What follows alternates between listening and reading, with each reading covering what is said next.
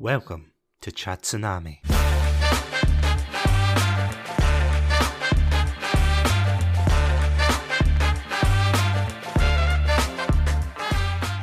Hello everyone and welcome to another episode of Chatsunami. I'm Satsunami and joining me in this bizarre adventure today is my very good friend from Twitch. You may have seen him around before. He is known of course as BlowfishmanTV. Blowfish, welcome to Chatsunami again. Hey, thank you so much, man. Like, it's been an honor to be reinvited on here and to talk JoJo, man. This is gonna be a lot of fun. So thanks for hosting. To be honest, you were on the top of my list when I thought of a JoJo episode. I thought, who is the expert in my circle of friends? And I thought, yep, Blowfish, definitely. I mean, I have a whole JoJo channel point redemption, which I'm currently trying to rework. Yeah, so I thought, hell yeah, I'll be on here again. Why not? And I mean, I've seen your DO transitions. They are top tier. They're so scuffed. The moment here's the thing. When going into the scene on Streamlabs, it's super scuffed. It's like all buggy and stuff. When going out, it's pretty smooth for the most part. I'm like, why does that happen? It's weird, right? It's the perils of streaming, isn't it? Yeah, you said it, man. You said it. As you may have heard there, today we are indeed talking about JoJo's Bizarre Adventure. So this will be pretty much because the anime only has 5 parts, soon to be 6 of course, with the release of Stone Ocean soon, which I cannot wait for. Can you? Me too. Like, I've read Stone Ocean and I'm very excited to see how they animate the crazy fights that happen in it. Like, I've read through the whole thing. I'm like, oh, I want to see how they animate this fight and that fight and how this stand's gonna, be animated. It was a wild ride, that one. Like, let me tell you. Yeah, I'm only halfway through it, but I really need to reread it, and then and then once we do like part 5 of these episodes, then we can talk about Stone Ocean. Oh yeah, 100%. So yeah, that's definitely in the line. Yeah, this is going to be a 5-part series where we go through each part of the JoJo's Bizarre Adventures anime. So before we get into it, would you like to explain, and I feel I'm really sorry for landing this this question on you here. No worries. What is JoJo's Bizarre Adventure? Like, if you were trying to explain it to someone who had no idea, and you had to kind of sum it up, like just in a couple of sentences. Okay. Like, how? Because I don't know how many sentences are we talking, Satsu? We'll say like a paragraph, I guess. Yeah, go for it. Okay. So in a paragraph, I would summarize JoJo's Bizarre Adventure as like you're basically following just a family bloodline called the JoJo bloodline, in short, or really Joestar bloodline, and just how each, I guess, relative or ancestor, their adventure in each season, like how life would go for them. It could go from being knightly as hell from the OG Jonathan Joestar, like super knightly, super paladin like, or to like being in a mafia like Giorno. Like it's pretty wild because each season for JoJo's, what I love about it is that you don't know what you'll get until you watch it or until you read it. Right? You like, oh, what's this JoJo going to be like? What's that JoJo going to be like? How like their adventures are just going to be so different, right? That's what that's what a lot of JoJo fans love, is the fact that despite that, the mangas or like even Stone Ocean took a minute to come out for the anime, the content's always going to be fresh for that reason, right? Because every JoJo is different. So yeah, that's how I would put it. Because it definitely, and I know I'm like playing up in the cliche here, that it is a bizarre adventure, but I don't think I've ever watched any of the JoJo parts and came away with it not thinking, my god, that was a bizarre adventure. Yeah, no, you're right. You're fucking right, dude. You're 100% right. It's such a surreal series though, isn't it? It's interesting. That's what I love about it, right? Yeah, and it's definitely different from any type of like shonen anime I think I've ever seen. 100%. Because usually, I mean, we'll actually get to that. Like, I'm jumping the gun here. Oh, no worries, man.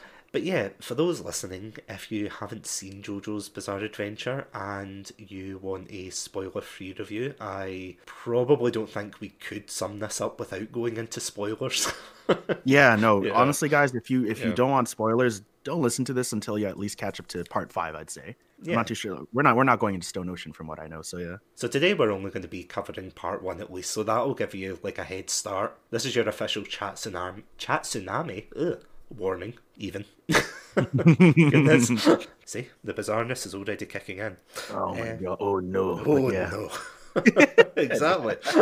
So yeah, of course, JoJo's was... I actually couldn't believe this. I was looking into it, and of course, JoJo's Bizarre Adventure was initially a manga that was created in 1987. I didn't realise it was that old. So it was coming out around the same time as series like Dragon Ball and Fist of the North Star. Yep. And in terms of like inspiration, you can tell where they got it from with some of the character designs. So it's a bit of a weird one. Like, I know we'll kind of come to that in later episodes of this series, but yeah, the characters are very, how to put it, beefy is like probably the right word for it. Yeah, 100%. Dude, I couldn't agree more. like it's hard. I always remember watching it for the first time, and it was basically they show you these characters who are honestly built like massive, swole, like bodybuilders, and then it like cuts away, and it's like, oh, well done.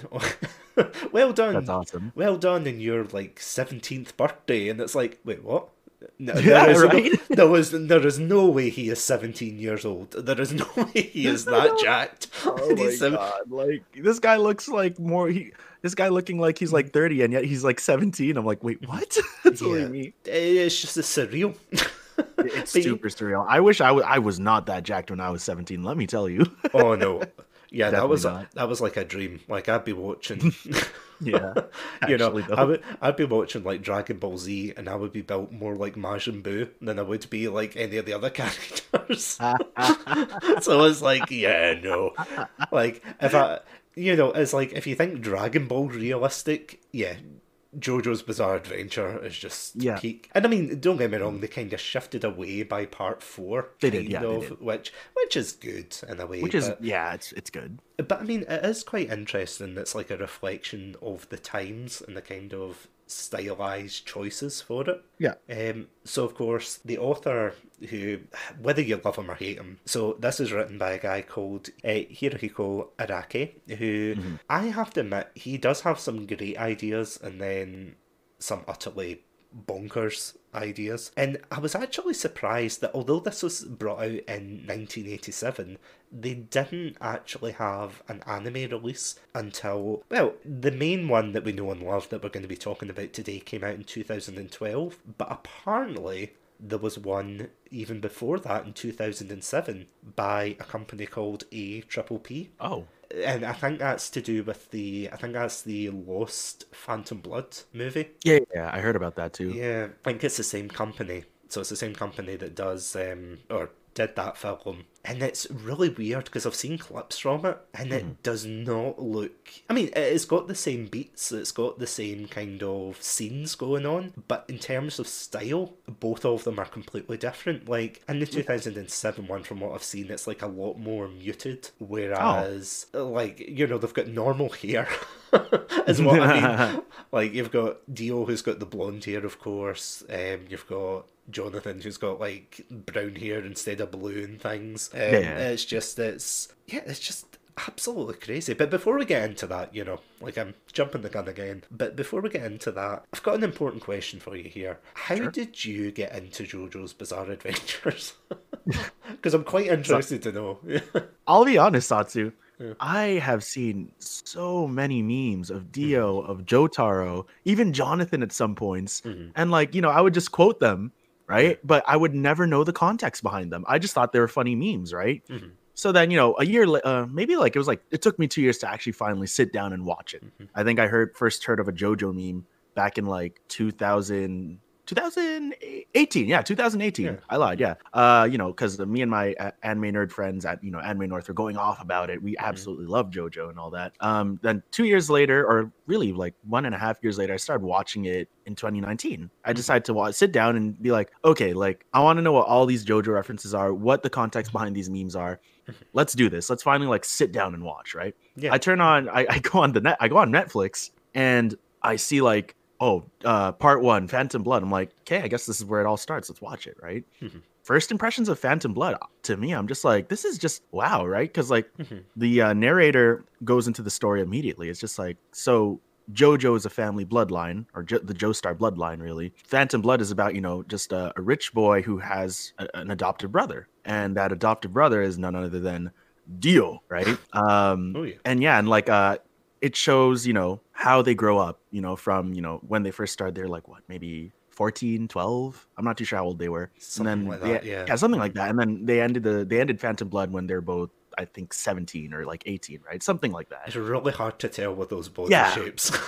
Yeah, it's super. It was like, I was like, okay, like when it first started, like they were like, they're on the shorter end, you know, they weren't super duper ripped or jacked. And I'm like, okay, yeah, like I can see these kids being like 14, maybe 16 oldest. Yeah. But then it's like, oh, now they're going to college. And I'm like, okay, they're around 18 and they're like literally huge. one of their biceps is probably bigger than my head. Yeah. You know, and then that honestly, that's how I got into it, man. Like just from the memes. Yeah, sorry, just kind of touching on that. Like that honestly blindsided me the first time I saw it. Yeah, when right. it goes from them with like realistic proportions and everyone looks relatively normal in it. And then they go to the time skip where they're like, as you said, like 17, 18. And it's like, what the hell? I was like, I wish I was that jacked. What the hell? Oh yeah, I was like, Jonathan already has his life together. I can't even afford a house here. You know what I mean? I know. That's literally me. Right? He's got a West Wing. It's like, God damn it, exactly, right? Like, what the hell? You know? Ridiculous. So ridiculous. I know. And then I ended up liking it. You know, we end up liking it because I'm like, now I kind of want to know more about this bloodline. Like, what are the other JoJo's like, you know? And then season 2, just I'm like, this is completely different, but I love it, right? This new JoJo is absolutely ridiculous, but I love him for that reason. So, yeah. Oh, part 2, Joseph was fantastic. Oh, absolutely. Best JoJo. Oh my gosh. Best JoJo, I agree. Yeah. I agree. But, oh my God, I was in a similar boat when it came to like watching JoJo's Bizarre Adventure for the first time because I have a friend who is really into it and he's been in it for absolutely ages and kept telling me, you should watch this, watch it, keep watching it, and I never really got into it at all. Well, sorry, I say I never got into it. I mean, I never watched it because I'm very lazy. Like, I always put something on the backlog or a list and I'll be like, yeah, I'll watch it later. And then I never do. And I'm like, oh my God, I should really just sit down and watch this. So, of course, the year 2020 rolls around and yeah, of course, the infamous disease swept through the world, and because I was like working from home, I was looking through Netflix one day and I saw JoJo's Bizarre Adventure, and again I had heard the memes, I had heard of Zawardo and things like that, but I had see, this is a weird thing because in any other show, if you say like what happens, then it completely spoils the story for you. But for JoJo's Bizarre Adventure, you could honestly say like anything that happens in any of these parts and you would have no idea. Like, you would have no idea what the hell is going on. Like, I can say exploding cat. You'll know exactly what I mean by that. Yeah, or just like, I don't know, drinking water as well. I'm like, wait, what? And all that. It's like all the JoJo fans listening to this right now will be like, we all the JoJo fans, like everything is a JoJo reference. I can pretty much agree with that. I'll be honest. Yeah, totally. Like, actually. Yeah. Oh God, it's honestly so weird when you go into like a YouTube video and something like similar to JoJo happens, and then you scroll cautiously into the comments going, someone's going to make a JoJo reference on, or someone's going to make, and it's like the top comment, like pinned, highlighted. It's like, is this a JoJo reference? And you're like, oh my God, like I love, like, honestly, like Satsu, you gotta hand it to JoJo fans, man. Like, like when I played the JoJo game, Eyes of Heaven on stream, like they all just came together in my chat, and like I would say a good 90% of them were just really cool people. You know what I mean? Like that's how I sort of, well, not really blew up, but like that's how I started to grow on my YouTube channel because of JoJo. Like JoJo is the reason why my channel grew fairly quick, right? I'm no one big. I'm not trying to say that, but like, you know, it's you know, as for small streamers like us, like 20 people is just like a lot. You know what I mean? It's massive. Like, the moment I started playing JoJo, I started meeting those numbers, and I'm like, that's crazy. I'm like, and then ever since then, I no longer play it. But, you know, those same people who, you know, that I met from the JoJo game, they stuck around and couldn't be happier, you know? Like JoJo fans, like I feel like a lot of them are just super nice from what I've met. There's definitely a few crazy ones, let's be honest. But, thankfully I haven't ran into a few of them. But like they're super nice, they're super supportive, even if you don't play JoJo. So yeah, for those who as a joke, like this is a joke for those who actually want, like, please play the JoJo game on Twitch. That way you could grow your channel so fast. Like, no, it's a joke. If you're not into JoJo, like, no need, because from what I've my personal review of Eyes of Heaven is like it wasn't a bad game. But you would definitely appreciate it more if you were a JoJo fan. If you were just a random anime fan, you're like, the hell is this, right? Like if I never watched JoJo or read JoJo in my entire life, and someone just gave me Eyes of Heaven, I'm like, what? Why is there a purple man like behind this guy with like a big black jacket and like a black police looking hat? I'm like, what is going on? You know, like that would be me like playing the game if I've never watched JoJo, right? But yeah. Yeah. It's my like 2 cents on it. Yeah, it's like, what is a Yar days? You know, it's what. Right? Yeah, like what's Yar? Why do people laugh whenever I say "oh my god" or "oh no" in such a normal way? Whenever I play this game, like, oh my god, you know. See, now I'm saying it, but yeah. Yeah. Now it's funny because like even on Twitch, like going off on a kind of side tangent here, but when you're on Twitch and you see people who make a JoJo reference, and all of a sudden your neck snaps round and you're like, interesting. Yeah, pretty much. Yeah. A new friend. New friend. Hello, welcome to my community. Yes, I like JoJo. Oh, it's amazing though. It honestly is. It's a good signal to like attract. How to put this? to attract all the cool JoJo fans essentially under one, like in one place, which is always nice. But yeah, sorry, going back to Phantom Blood. So because of that, I was stuck in the house, so I started watching part 1, and I'm going to be honest, see, beyond the memes, I absolutely had no idea what I was in for this. So when the whole concept of vampires came into the scene, I was like, what? Oh, is this what this show's about? Vampires and vampire hunters? I was like, so yeah, as you were saying at the start of this, the basic story follows Jonathan and I suppose his rivalry. Well, initially, in the first part of it, yeah, his rivalry with his adopted brother, who, let's face it, he is a bad guy. He's not a jerk. Oh, he's such a jerk. Just for, well, I would say for no reason, but he comes from... In fact, sorry, before like we go into that, it's because the reason he gets adopted by this wealthy family, the Joestar family, is because the story starts with Jonathan's father, and he has gotten into like a carriage accident, or it's a carriage crash, isn't it? It's a weird thing to say. Something like that, yeah. It's giving me flashbacks to Red Dead Redemption. Great series, but yeah. Oh, yeah.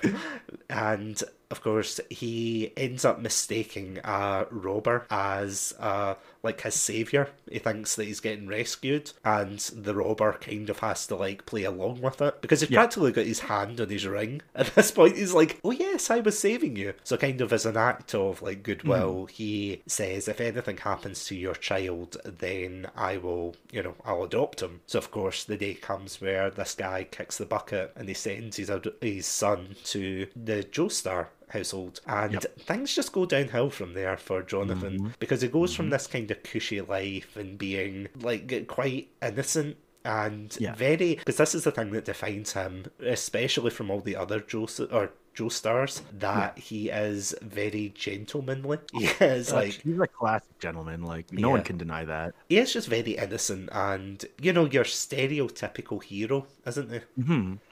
Very knightly. Like I like, as I said earlier, he's very paladin. Like for those who play D&D, like he has like his ideals, and he will like follow it to a T. That's what I love about Jonathan. Because, I mean, even, like, at the beginning where they are, like, 12, 13 or whatever, and he sees this girl getting bullied by just these two random guys, and he runs up to them and he just starts punching them. And this is before he knows anything about fighting. It's like his like, gentleman honour, or whatever you want to call it, like, kicks in, and he starts punching this guy, but the guy just takes it because, of course, Jonathan's too weak, and he just gets, like, tossed aside and everything, and he's still trying to keep a stiff upper lip. It's very British, I have to say. Like, even the stiff upper lip of, oh, I don't need your help. And wait, hold on, Satsu, I don't mean to cut you off. Speaking of, aren't the Joestars actually British from what I remember? They are, right? Yeah, they are. Oh my god, they are. Yeah. Yeah, it's all set in forgot England. About that. Or it was, sorry, the first part set in England, which is, I have to admit, it was really interesting seeing, like, this anime set in England, because it's, like, especially, like, I'm going to come on to it later, but especially with some of the history and things that they go over, I was kind of like,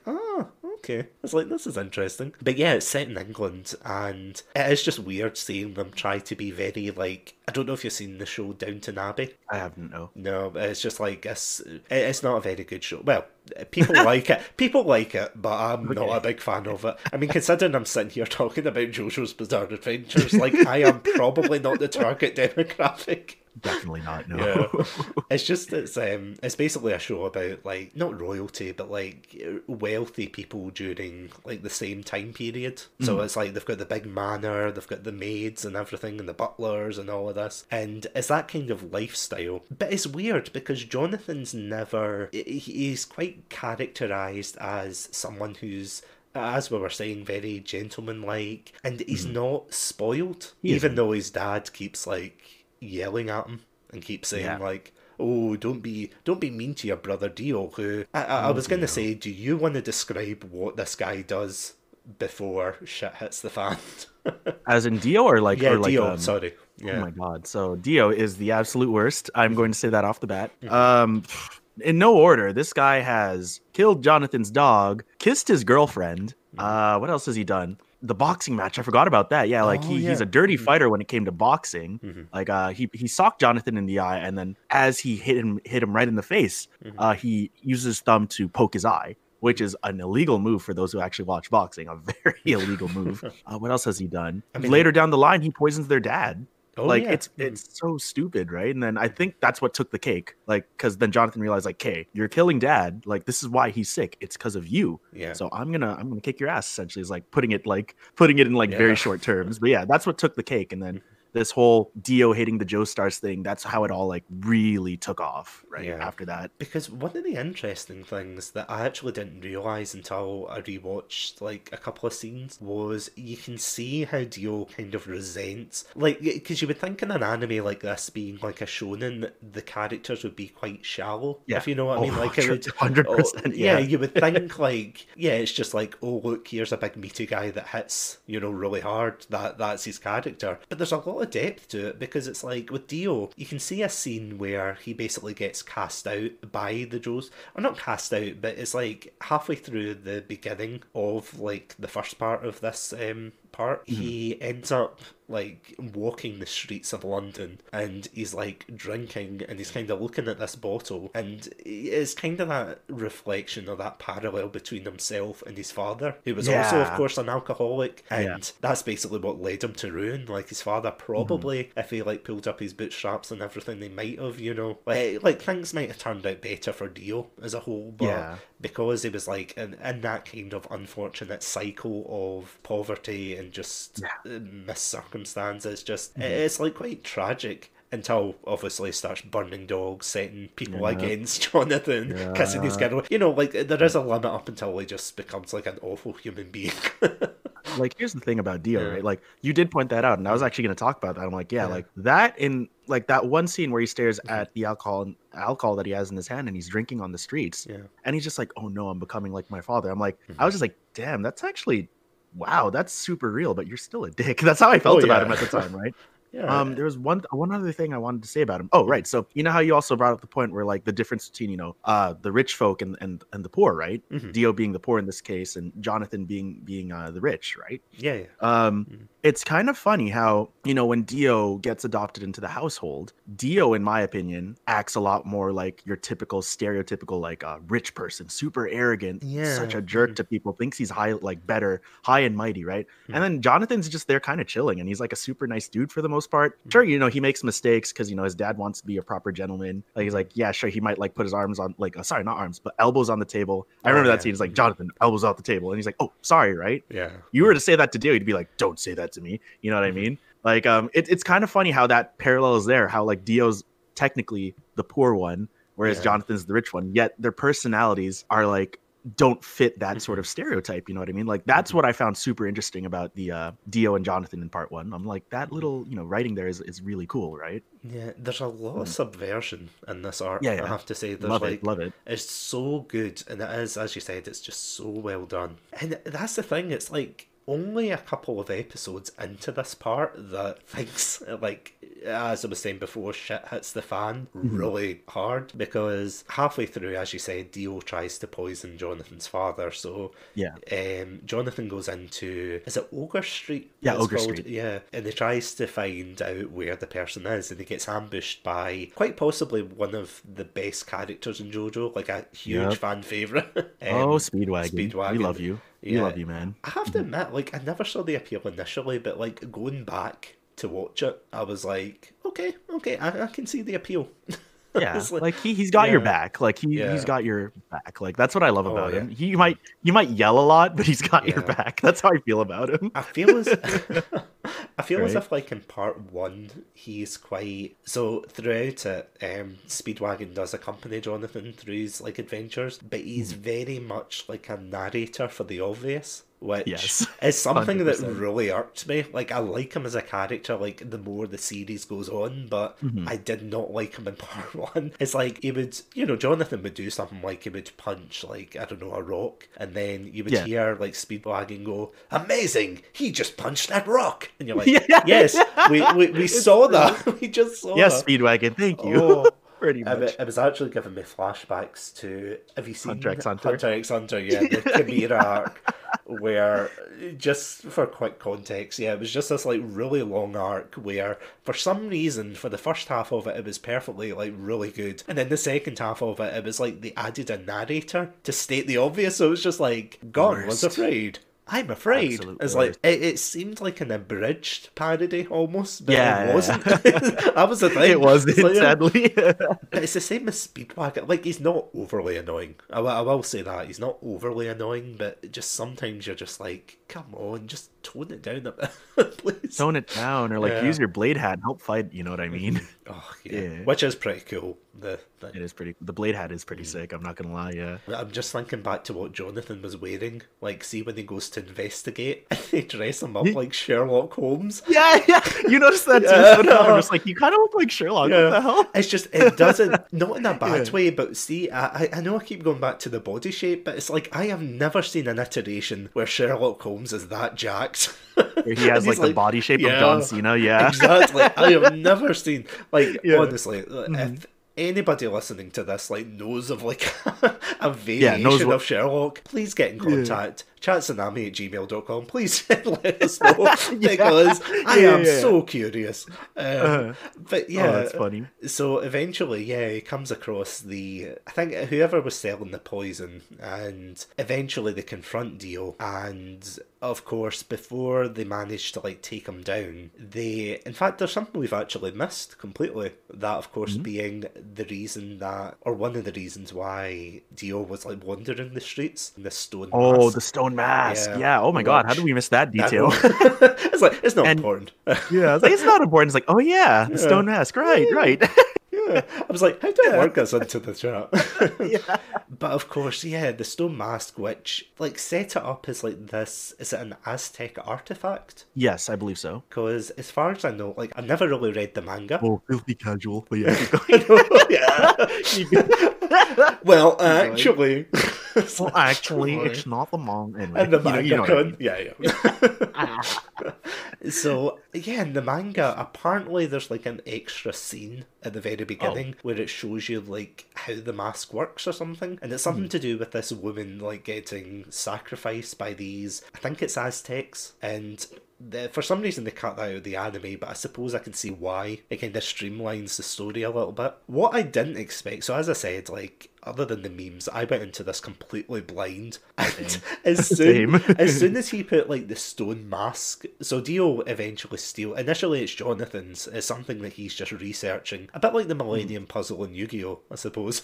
You're right. Oh my God, I never made that connection. It's just like this, like, powerful artifact in the hands of a literal child. It's like, okay, Jonathan, you play nice now. It's like, what is your problem, George? What is your actual Yeah, problem? come on, George. So, come on, Georgie. oh, it's just so silly. But yeah, eventually Dio, of course, sees that blood is something. In fact, I think Jonathan does as well. They both realise that blood is like a kind of catalyst for it reacting. So when Dio's like walking through the streets, he's stolen the mask and he just puts it on a random guy in the street, and it turns him into a vampire. And that was a moment where I was just like, okay, vampires. Okay, Yeah, right? Right? I was like, fair huh. enough. I'm like, I did not see that coming, but okay. So eventually, like, Pretty he much. realizes they work in kind of the similar way as other vampires in media, that they burn up in the sunlight, and it's like, fair enough, this is the way we're going. Yeah. And I'm like, all right. yeah, and of course, they go home, they confront Dio, and yeah, things don't go well.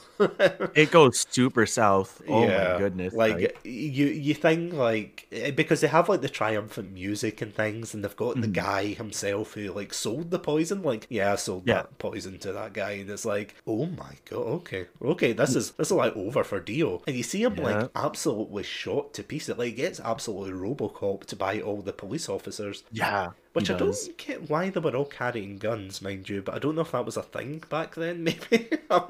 Yeah. Oh my God, you're right. Yeah. It was like what? It took place in the 1800s. The only guns that were available were maybe like muskets. I don't know if that like is that a right thing to assume? It's not even that. Because It's I'm just they had like pistols, didn't they? I'm like, there were pistols back then. I was like, like, I mean, I have to admit, I don't know like the extensive history of the British police, but I'm like, usually police officers here don't usually carry like guns, but I don't know if maybe it was different back then, which is something I'll actually need to look into now. See, this is the problem with the series. It just gives you more questions. It's like, it really I need to does. go research. It honestly does, yeah. But yeah, of course, they end up shooting him to absolute bits, kingdom come, and he of course turned. Oh, sorry. I was gonna say something before even that part. What I loved about who exposed Dio was Speedwagon, and he did it in the most Phoenix Wright way. Is that just me? Oh, of course. Yeah, he's just like, you took this poison and tried to poison Mr. Joestar, and then like he like pointed at him like in such a Phoenix Wright way. I'm like, when did this become Phoenix Wright? And then it goes south from there. Oh yeah, no, absolutely. And then he's just like, Dio's just sick of that. He's just like, no, you know what? I'm done. I'm putting on the mask. And that's it. Yeah. He's like, fuck this shit. That's pretty much. I'm done. Pretty much. But yeah, then all of a sudden you see that Dio's got the mask and he's still alive, and he rips them all apart, doesn't he? He just like absolutely destroys. He rips them up apart. I see what you're doing. Oh yeah. Exactly. He just it's just a massacre. It goes from like, oh, it's okay, to, oh, now Jonathan's dad's dead, everyone else is dead. The only two people that house really... is burned down. Yeah, the house is burned down. You know, the butler's handed in his notice, like everything is going wrong that day. It's like Danny 2.0 probably died in that fire as well, Pretty much. The dog, sorry, just to give context, that's the dog's name. Yeah, that is one of the things I don't like about JoJo. Sorry, just quickly. Just the fact that Araki really doesn't like dogs for some reason. He doesn't like dogs. I don't know why, but like dogs always... They always get messed up somehow. In like really brutal ways, and it's like, what's wrong with dogs? But like cats seem to get a free pass, and it's like, yo, I thought I was the only one who noticed that. Yeah, no, okay. It's the only thing that really gets me, because I'm one of those people that's not a big fan of when dogs get hurt in films. Me too. It's like if a person gets hurt, you're like, oh well, shit happens. But if the Labrador gets hurt, it's like, oh no. Me too. Like outside of Twitch, I'm a fucking dog groomer. I see that shit, I'm just like, you poor soul. That's like me. No, exactly. So of course, after the house gets burned down and Dio basically gets impaled after yelling goodbye Jojo, which is another meme. Goodbye Jojo. And then he ends up... Although I did see a funny parody of that where basically they're like at the top of the staircase and they end up both falling together. But they do that anime thing where they're like doing it in a monologue to themselves, trying to formulate a plan. But it's clear that the time it takes for them to think that is probably a lot longer than the time it's taken for them to reach the bottom. of the like floor. So it's like I've got to formulate a plan. I've got to do this. I've got to do that. Oh right, yeah, plan. And then he like ends up grabbing Dio with his, I think it's his belt or something, and then eventually defeats him. Well, so you think. Like, he absolutely impales him. How he survives, I do not know, but that's for Iraqi to answer. That's not our job. We are not paid. That's not our job. Nope. We're just fans who enjoy the content. That's it. Yeah, absolutely. You know, that's it. Yeah. That's it. So yeah, you kind of think like with the main villain, because I remember my friend saying like, "Oh, I really love Dio. I think he's great," and I'm like, "Well, he's dead." It's like, I was like, where, I love how you just flat out say it. Yeah, it's like he's dead. Where could you go from there? And spoilers, of course he's not, because he's a vampire. But it's like that's what I thought at the time. I'm like, he's dead. Where can you go from here? And it ends up, of course, Jonathan reunites with his childhood sweetheart Irina. And as they're walking down the road one day, an Italian man punches him in the chest and heals his broken arm. Zappelli. Yes. Is it Baron Zappelli, his name is? It's Baron, yeah. Baron, yeah. And yeah, he is such a cool character. I loved him. Yeah. He's just like, him so much. Yeah, he's just like a random Italian man just walking the streets. It's like, Grit. Oh, hey, you need some help, buddy? Punches you in the stomach and makes you feel better. Yeah, just for legal reasons, Chatsunami and anybody involved in Chatsunami do not endorse punching people to make them feel better. Don't do that shit. Yeah, don't do that shit. That's not actual medicine. That's just that's anti-medicine at this point. Yeah. So yeah, the reason he punches him though is because he knows, and this is actually my favourite description of it. So he knows this kind of mystical power known as Hamon, or the Ripple, and I think someone described it as Sun Kung Fu or something like that. Sun Fu, something like that. I remember seeing it around. And it's like, oh, that's amazing. And it's basically like a martial art that basically you breathe, isn't it? Like you breathe really, not rapidly, but really slowly, and you gather like, if you watch Dragon Ball, it's like ki almost, but like drawn from your breath and things. And it's really clever the way they implement a lot of it. It's like a really fleshed out. See, now I'm getting emotional because I'm like, yeah, we've got Hamon in this part, we've got it in part 2, and then we will get to it one day, but like in the rest of the parts, they just kind of drop it. And considering like what's Hamon, right? That's pretty much what happens part 3 onward. Like, what the hell is that? Well, I have a person behind me. That's it. Like, that's my power. It's like, everyone asks where Hamon is, but no one asks why Hamon. How's Hamon? It's just as weird, but it's like the kind of starting point that I suppose you have to have. Like, you have to have this, you have to have the bad guy, you have to have the mystical power, you have to have the hero's journey and all of that. And of course, he gets taught by, Jonathan gets taught by Zeppeli. And it's just, after that point, it really just goes on the stereotypical like hero's journey, doesn't it? That they're going from like place to place and they're finding where Dio is, which is, I mean, it is. It's like very standard in that way. Although the weird turning point. So like going back to what you were saying about it being set in England, I was like blindsided. Of course, you can hear from my voice, I'm of course Scottish. Can't hide that. And I was surprised when they made reference to Mary Queen of Scots. I forgot about that. Oh yeah, like that being a Scottish person and watching anime, it's not as common as you would think. Having Scotland references, I was like, what? And so basically they find Dio eventually after the montage of them training and everything, and they come across two basically knights who were knights for Mary Queen of Scots. In reality, I don't think that's true somehow, but of course in the show there were meant to be two knights that were supposed to be protecting Mary Queen of Scots, and they got executed, and then Dio brought them back as like zombies. And I mean, they seem to be the two like main antagonists. Like, you've got Jack the Ripper as well at one point, but he kind of like gets dispatched of really quickly, doesn't he? He does. Like, they have him there, and then they're just like, okay, we're done. Just punch him through a wall. That's it. You're like, okay. Yeah, right? Yeah, it's like, okay. Oh, and I have to admit, that was one of the funny scenes. That was like meant to be one of Jonathan's training montages, where he was supposed to defeat him, but at the same time he's given a glass of wine and he's not supposed to like spill a drop of it. Mm-hmm.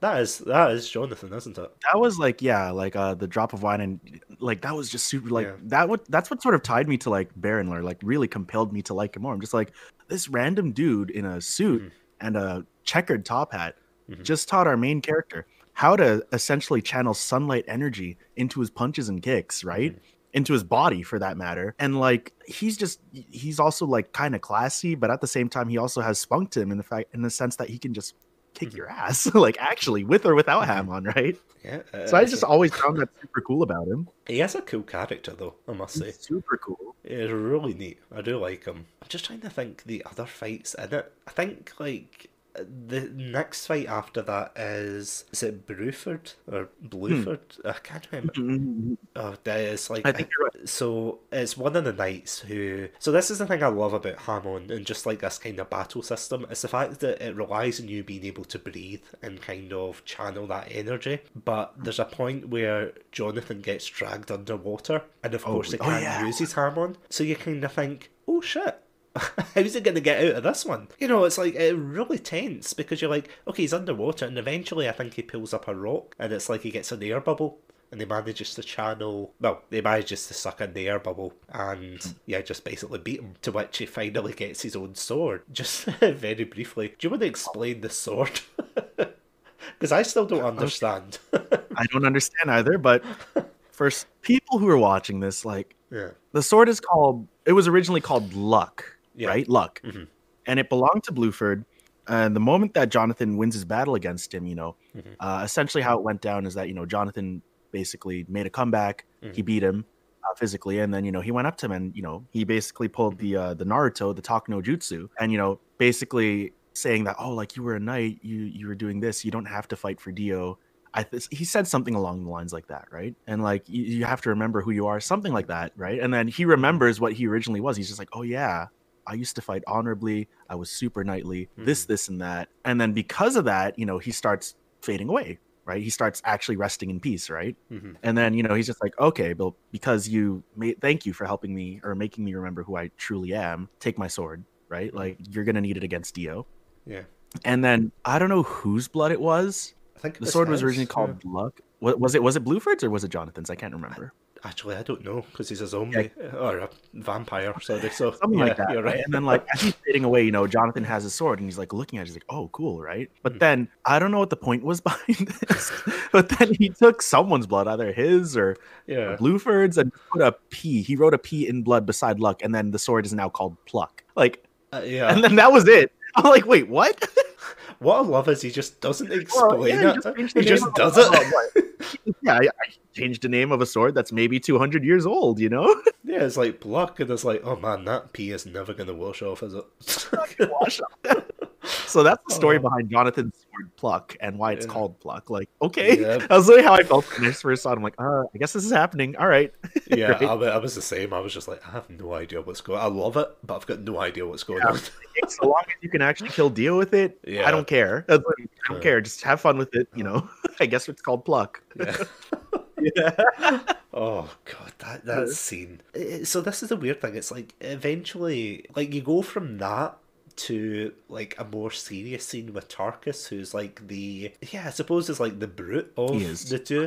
So like whereas Bruford is kind of the the knightly, the chivalrous one, Tarkus is just a monster. Just like a Hulk, really. And Dio sends him after them. And then they do this weird thing where they paraglide.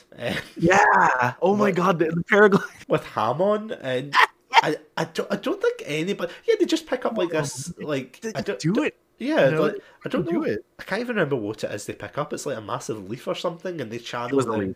they channel like their Hamon energy. So it's like... They're hanging on. It's like Zeppeli and Jonathan are hanging on with their Hamon and Speedwagon and this weird child called Poco that they've just picked up. Like, he never becomes really relevant in the story. He's just there. Yeah, he's just there. And it's like, okay, fair enough. Yeah, like it'll transition to the next part about like what Poco did for them. But the paragliding part and like at one point Poco mooned Tarkus. By the way. I don't like. Like I was just very lost at that point. It's like, this happens. Okay, fine. It's like almost at that point.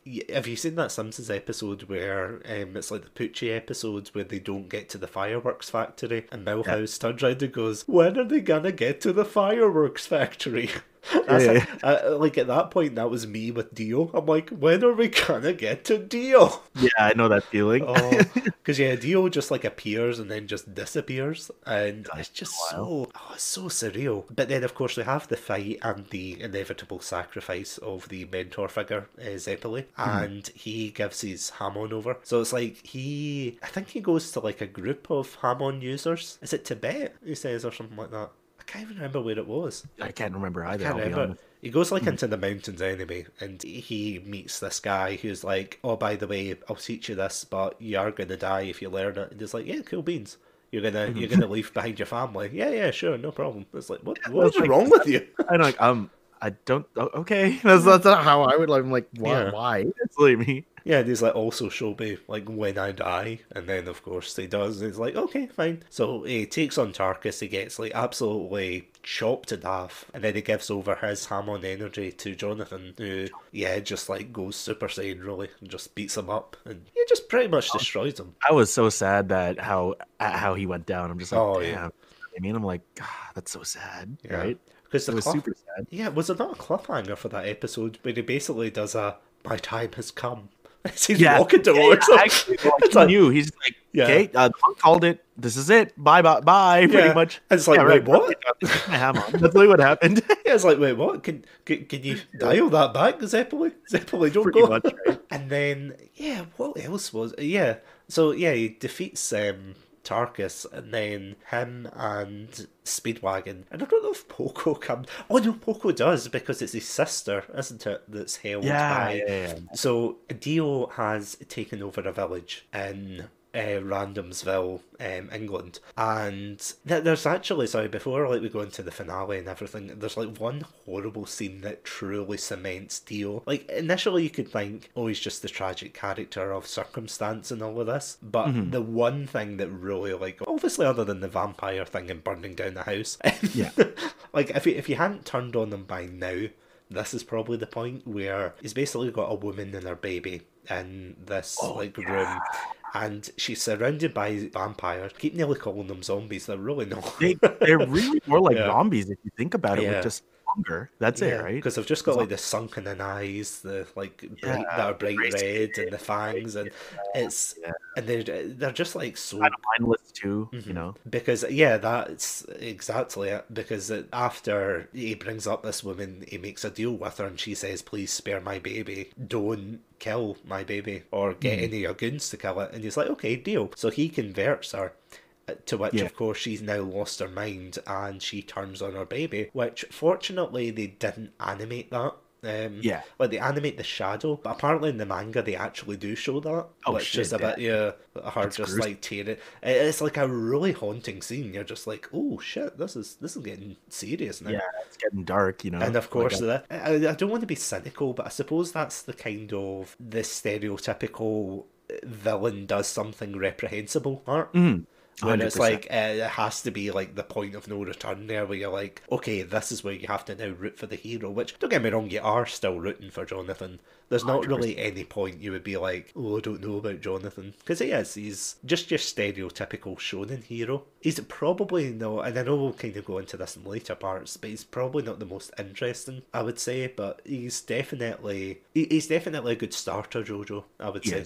He definitely is. And of course, later on they meet up with, or Jonathan and Speedwagon meet up with, I suppose three random, or not random, but three other Hamon users who came out of like absolutely nowhere. Right? It's like, oh yeah, hi, we knew your teacher. That's essentially what happened in part one. I'm like, where did you guys come from, and how did you know this was happening? Exactly. Because I was sitting there, like, I think I turned away for a second to get a cup of tea, and I turned around, and suddenly there was 3 more Hamon users, and I was like, what is going on here?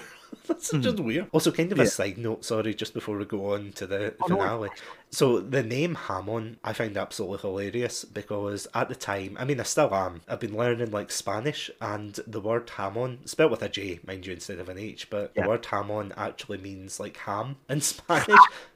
It's funny. So, like, every time they're saying, I'm going to use my Hamon, I'm like, you're going to use your what? It's just like, oh. I'm like, Dad. I mean, technically, they've got another name for it. I think they call it, like, the Ripple or something like that. Yeah. But it's like, yeah, no, it's Hamon. Come on. I don't know whether it was hungry or what was going on. Hey, honestly, if I was writing something like that on, like, an empty stomach, I'd probably do the exact same thing and see if people catch on. Yeah, it's like the Dragon Ball syndrome, isn't it? Where every character's named after food. It's like, yeah. Every, like, Kakarot, there's Vegeta, Nappa, like, it's crazy. Yeah, it's crazy. Frieza. Frieza. I like the name, though, I have to say. But yeah, I love it, too. Yeah. But it ends up, they basically raid style, they go up to his, like, Castlevania manor. Some of them get killed. I can't remember, did all of them get killed, or is it just the one guy? I think the one guy gets killed, yes. One of them definitely gets killed. I'm not too sure what happens to the second guy. I think the second guy also dies, or I don't know what happens to him, but yeah, I honestly can't remember. It sticks around in part 2, but that's going to be for another time. Oh, yeah, because I remember the first one, like, runs up and tries to, and I quote, it's in the memes, so it's technically not a spoiler, tries to Thundercross split attack him, and which is such an anime thing to yell your attack name, to be like, Thundercross split attack, and then he gets frozen, which is quite a cool, like, oh shit moment. Overdrive. Yeah, Sunset Overdrive. And then, he just freezes this guy in place, like, literally encases him in ice and he shatters his body, and it's just like, oh god. And then, that was brutal. Yeah, and then the same thing, or not the same, but a similar thing happens to Jonathan when he's trying to fight Dio, and he gets frozen in place, and it's like, oh god, this is intense. And there's one horrible scene, but it kind of shows, like, how devious Dio is when he, like, digs into his neck and he's got, like, his jugular vein, which I don't know how... That made me kind of wince, I'm not gonna lie. Oh, yeah, same. I was just like, like... The hell? Oh, that is, like, a huge thing in JoJo, like, the body horror stuff sometimes. It's just like, this is... But yeah, it's... Eventually, I think he wins because his sword, like, he tries to, like, cut him, but his sword is in the flames or something. It was in the... Yeah, and then defrost him. That one as well, like, just defrost it faster. Something like that. Like, it went down like that. Yeah, just ding, and that was it. Yeah, defrosted JoJo, just ready. What I loved, so remember how we spoke earlier, Satsu, about how Jonathan is like the ultimate gentleman, ultimate nice guy. So, right, like, what sort of took me back to the writing about, you know, him being that great of a person is that even after decapitating, you know, Dio, you know, he faints in victory because he's like tired, right? He's exhausted. Yeah. But then, you know, Speedwagon points out a small detail. It's just like, oh, he's crying. Or no, sorry. I think it was the third Hamon user who notices it. I think his name was Straightzo or something like that. He's like, he's crying. Why is he crying? He defeated Dio. And then Speedwagon points out, like, it's because him and Dio grew up together. He was his adopted brother. So, you know, he still saw him as a brother even after all the shit he put him through. And I'm just like, you're too... you deserved so much better, pretty much. That's how I felt like seeing that. I'm just like, damn, you're a really nice dude, man. Yeah. I was like, if I was in his position, I wouldn't even care. I'm just like, look, you're no longer my brother at this point after putting me through all that crap, right? Yeah. So I'm just like, yeah, I'm like, what a great guy. That's literally how I felt. I was like, this guy's so pure.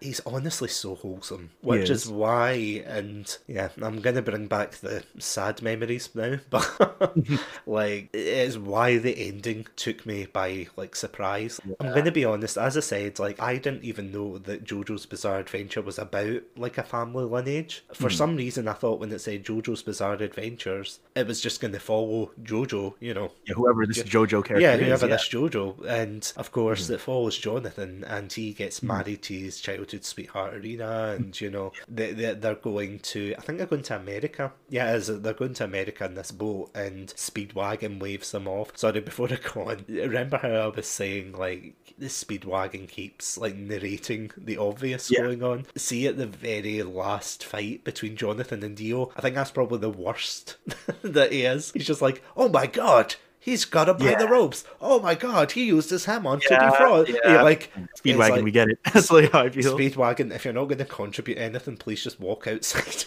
Just take a break. I was like, use your damn hat. You were so cool at the beginning. What's going on? That's just poor writing at that point, in my Yeah, opinion. I think he definitely got nerfed. Like, after he's introduced, yeah, he just, yeah, it's like any other shonen, I suppose, where it's like, once the main character's established, they just, like, sideline him as well, he's not even a rival at that point. Like, I've never seen anybody go from, like, rival to BFFs. Like, in such a short space of time. Right? It's like if he had a diary or something, he'd be writing Jonathan's name all over it. It's like, oh my god. I was gonna say, like, for Speedwagon and Jonathan's friendship, it was like literally something that happened not even overnight, right? And the biggest reason was like, oh, he has a good heart. I like his intentions. You know what? I'm gonna help this guy out. And I'm like, I was like, that's great, but I don't think a friendship like that happens within like what 1 hour maximum. You know? Yeah. Well, I mean, in like anime hours, that's in anime logic. Yeah, 1 hour is literally like what a month, you know? Yeah, they're probably borrowing from like Namek minutes, where like 5 minutes is like what 10 episodes, 15. 5 minutes, it's like 10, 15. Yeah, it's like 5 minutes, my backside.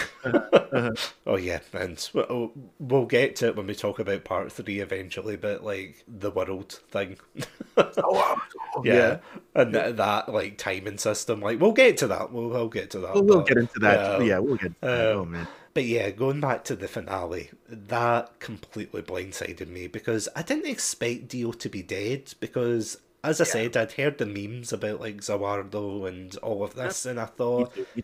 this is, it's like, it's weird. They've really killed him off. And again, going back to my friend, Dio's dead. How is he still your favourite character?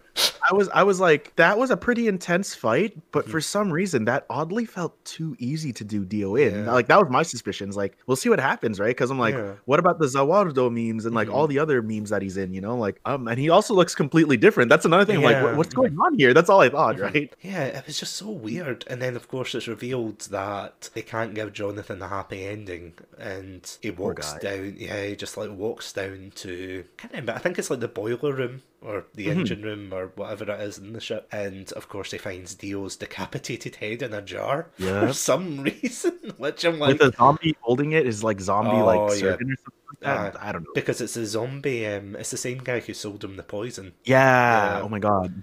Who's got like the Vegeta haircut. Yeah. Oh my god, he does have the gigantic widow's peak. Yeah. It's just like, oh my god, what is going on with this anime? And yeah, it is surprising. The only thing I don't like about that is how cheap it felt when Dio defeats Jonathan, because initially he gets the upper hand, he uses his Hamon, and then he suddenly has laser eyes. Which, I'm like, where did this come from? Yeah, like I must admit, I was like, okay, that's a bit cheap, because it never comes up again. I think this is the only, and correct me if I'm wrong, but I'm sure that's the only scene where he uses them. Dark side for that one moment with the laser eyes. Yeah. It's like, I use my laser eyes, Jonathan. It's like, that is, it's like, do you ever remember when you were younger and there was always that one kid where it was like, I have laser eyes. I have laser eyes, or I have a shield of invincibility. It's like, bugger off back to your parents. This is a man's game. This is not. That's another. So, like, beyond that, it is clever that he basically aims for his throat, so he, like, has a hard time breathing, and I think, I can't remember how he kills the zombie. I don't know if he throws him into, like, the engine, or whatever it is, like, the spinning wheel. I don't know, is that what blows up the boat? Something like that, yeah. Like, and then, not only that, but it also just sets fire to the room in general, right? Yeah, it is. Oh, man. It's anime slash Michael Bay logic, where just everything goes on fire and explodes. Although something I found really funny was when I was reading a comment on one of the videos I was watching about this, and someone was saying that, does anybody notice that when Jonathan's losing really badly, he sets fire to everything? Yeah. And I thought, oh my god, you're right. The house. Yeah, right? Yeah, the house. Oh my god. His fist at the end. The boat. It's like, he's like a proper arsonist. Oh my goodness, Jonathan, why? That's like how I thought. I know. But it's just such a sad ending, though. Because it is, eventually he collapses into a heap, holding the head, and Dio's trying to sweet talk him, I suppose, into getting. I know, obviously, like, he's trying to get his body to put his head on, but, like, you know the way he's saying, like, you want to be with Irina, don't you?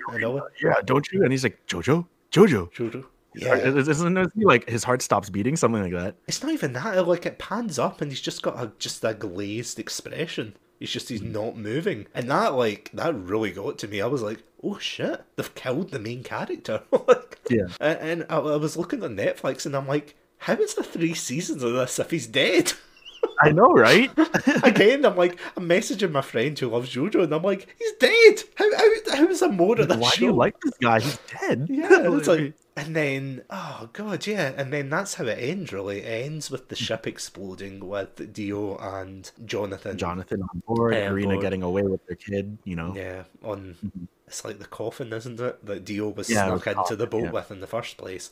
We will get to that, like in part 3.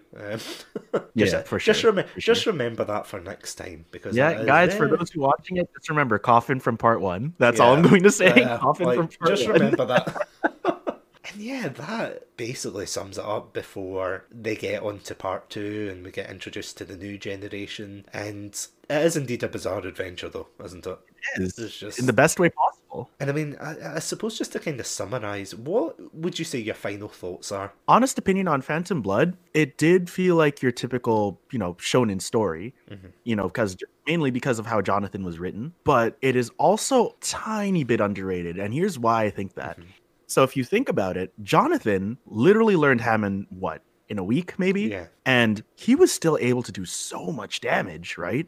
So imagine, and still able to, not kill Dio, but just, defeat him, right? So imagine if Jonathan went through, a time skip training and then went to fight Dio. He'd be really, really strong, in my opinion. I'm just like, you learned this kung fu martial arts sort of power within a week, and you were able to do so much damage. You literally killed 2 knights of the olden times who are nothing to be fucked with. You killed Dio with this power. I'm like, is there anything this kid can't do? You know what I mean? So that's why to me, Jonathan is an underrated JoJo in power, because I'm like, hey, if he had more time, Dio would have been dead, in my opinion, not just defeated, right? Oh yeah. But but other than that, out of 5, I would probably give it a 3.5 the first season. 3.5 out of 5, so that's a 70% rating. What I did appreciate more about Jonathan is that he was definitely the most different out of all the other JoJos I've ran into, right?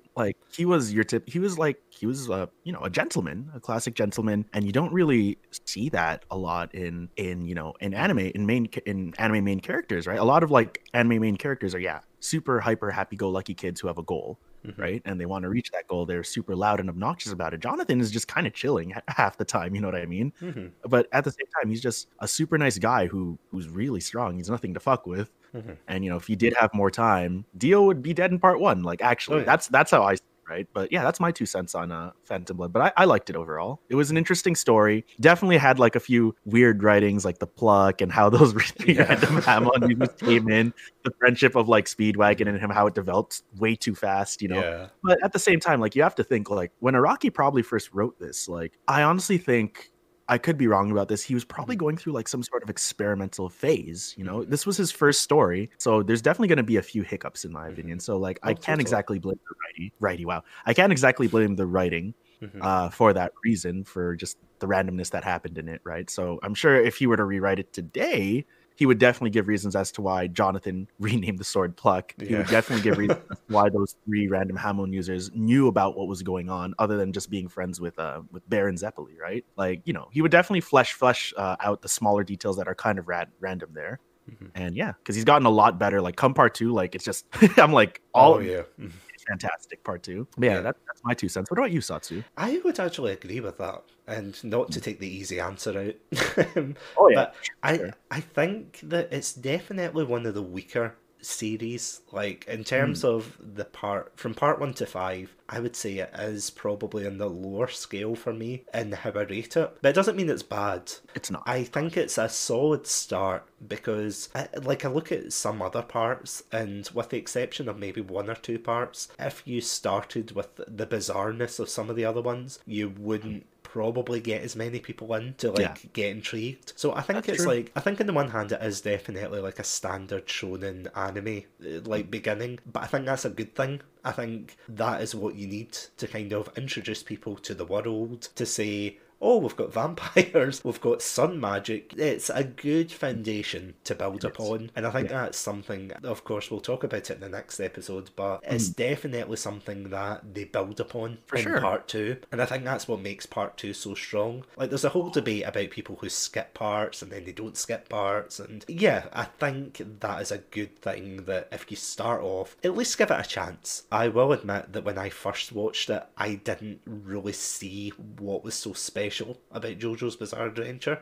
Like, if you watch part 1 on its own, it's weird because I wouldn't normally admit this with any other series, but JoJo's Bizarre Adventure is a series you have to kind of stick with, because like personally my favourite part is part 4. That's like part 4 is, no, I don't blame you. Part 4 is fantastic. Yeah. I love that one. Part 2 is probably my favorite, just because of how ridiculous Joseph, how actually smart he is. That's the thing. I'm just like, dang, right? Yeah. I mean, like, for both of them, like, if I had to choose one from like the Hamon era and the Stan's era, then definitely part 2 and 4 are, at least for now, because I haven't read the rest of Stone Ocean or Steel Ball Run. Sorry, I was about to say Steel Ball Run. I only got to like a quarter of Steel Ball Run, but I love it. Like, I really need to stop slacking and like probably reread from the beginning, because I can't remember most of like the good details, right? Yeah. But from what I've read, I absolutely love it. It's good. I'll need to catch up. I really do. I'll get through Stone Ocean tonight, probably. If you once you get to, I was gonna say, once you get to Steel Ball Run, tell me, so that way I can also read Steel Ball Run. I'm like, if we can at least both complete it and be like on the same page. You know what I mean? Oh yeah, literally. Yeah. Yeah. I was like, let me know when you get to Steel Ball Run. I'm like, okay, I'm gonna get into gear and actually start reading this. Oh yeah. You know. But yeah, no, definitely. Phantom Blood is definitely a strong start to the series. Isolated, it's not very strong, but as a starting point or as a kind of complement, if you think of it as like a kind of mediocre prequel, which maybe is underselling it, but if you think of it as more of a prequel to part 2, then yeah, it's an interesting beginning. It gives you enough though to kind of intrigue you, and it does. Yeah, if you're into weird, bizarre anime, then yeah, JoJo's Bizarre Adventure Part 1, yeah, it's a great start for it. It's not the weirdest the series gets though, but of course we'll probably talk about that next time. Oh yeah, it's definitely not the weird. Out of the 5 parts that have dropped anime wise, it's you know what, I'm gonna go out of my way and say it's probably the most normal one. Yeah. Definitely 100%, like normal one out of 5 of them. In my opinion, because you've got like, and I'll go through it quickly, but it's like part 1 you've got vampires. That's really the only outlandish thing you've got. Yeah. Then part 2 you've got oiled up muscle men. like muscle gods. Muscle men from like God knows how long ago. Yeah. Part 3 and 4 you've got like spirits and things. Spirits, which are of course the stands. Part 5 you have stronger spirits. Spirits. Part 6 you have spirits in a prison. Yeah, pretty much like spirits with godlike power, not just stronger spirits, pretty much. Yeah, and they just get weirder and weirder. It gets weirder. Yeah. It does. But the thing, right? But then at the end of the day, as you read and watch more JoJo, I'm just like, this shit's weird, but I kind of like it. You know, that's how I feel. You know what I mean? Exactly. I suppose it's like, have you ever seen Twin Peaks before? I've seen a little bit of it, yes. It's almost like watching like the first season of that, being like, this is so weird and bizarre. But if you have more of it, let me just see. And yeah, so that would be my final like comment. Go check it out. It's on, at least 100%. At the time of recording this, it's on the UK Netflix, or if not, it's on Crunchyroll as well. So 100%. If you can't get it on Netflix, yeah, check it out on Crunchyroll. Oh man. Oh. So good. So yeah, just to wrap up before we finish, where can these awesome Joe Bros who are listening to this find you, Blowfish?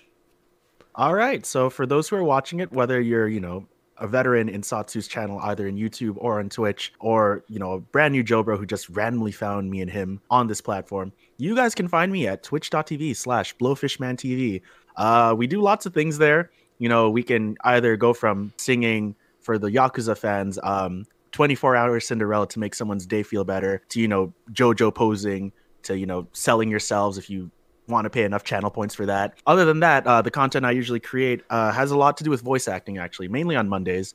Currently, I've been playing some Phoenix Wright, but usually I focus more on dating sims for, you know, the filthy weebs in chat. Wednesdays, it's a bit more on a normal side where it's kind of chill. Currently focusing on Final Fantasy VII Remake, but aiming to make it more of a variety day with some roguelites, maybe some D&D content as well. And Friday, I am confronting a childhood game in Resident Evil 0. Nice. Let's see if I could beat it. Because 13-year-old me had fuck all. He had no idea what he was doing when he first played that game. But today's me, I do have an idea of how Resident Evil finally works. But yeah, Totally. that's where you can find it. Yeah, definitely go check out Blowfishman. Honestly, awesome person, awesome content creator. And I know I say this every time to everyone on Chatsunami, but genuinely, I'm not just saying that because you're on. But no, genuinely. And yeah, if you want to check out any of my content, you'll probably have heard this before, but you can catch me on Twitter, Instagram, TikTok, YouTube, and of course Twitch, under the name Satsunami42. If you want to hear more Chatsunami episodes, you can listen to it on Anchor, Spotify, and of course all good podcast distributors. We go live every Wednesday at 8 PM GMT, or BST now, technically. And we also release a pre-recorded episode every Friday. Yeah, if you want to check that out, please feel free to, because yeah, that is where our discussions of JoJo is going to be. Oh yeah. Which is going to be amazing. So if this episode has made you curious about our thoughts on JoJo's Bizarre Adventures, then please feel free to stop by, where we talk about part 2 through to 5. And maybe by the time we get to part 5, I'll have read Stone Ocean and stopped being so lazy. That's how I feel about part 7 right now. I'm like, I need it. To this episode, as always, stay safe, stay awesome, and most importantly, stay hydrated. Bye, guys. Guys.